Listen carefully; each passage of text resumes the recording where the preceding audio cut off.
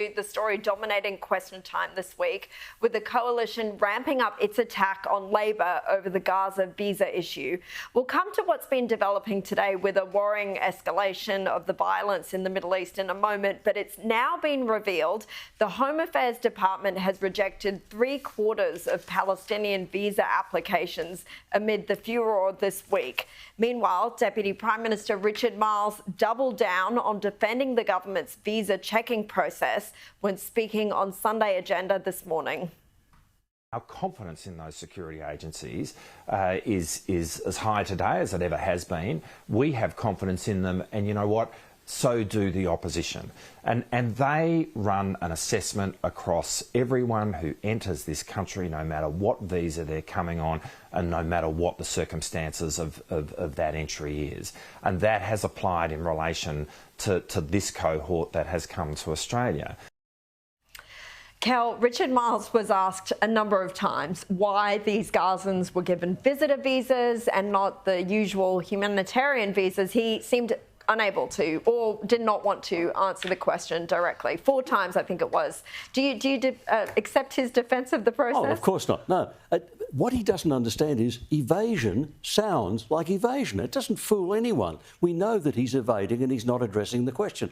It looks like the 3-card trick. We're going to bring them in on tourist visas because tourists are people who go away again. So you think they'll go away again? No, they won't, because once they get here, then we'll interview them and then we'll make them permanent. So the whole thing looks like a really shifty, underhanded, shady trick. Hence the evasion, which Parliament has seen a week of, and we now saw this morning on television. So it is evasion. It looks like evasion. It's a really dumb thing to do. It's a kind of inability to read the room, to understand where are most Australians, what do most Australians think about this?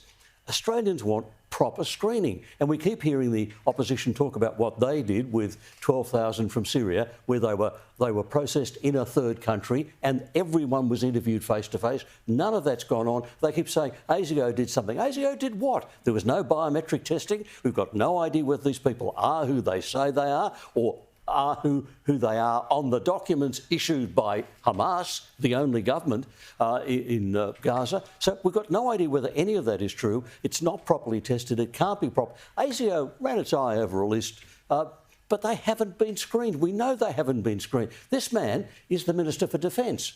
The main job that every national government has is the defence of its people, is security. This is a security risk. All of these people might turn out to be lovely. None of them may ever bomb anything, but you've got to make sure. But I think the problem is that if you say, all right, there has to be the same humanitarian, because obviously what happens if you're giving a humanitarian visa, it's a lengthier process. It is more robust. But again, it takes a long, long time. Now, as Kel said, all those people were screened over many, many months. I think in some cases it took up to 12 months in a third-party country. Yes.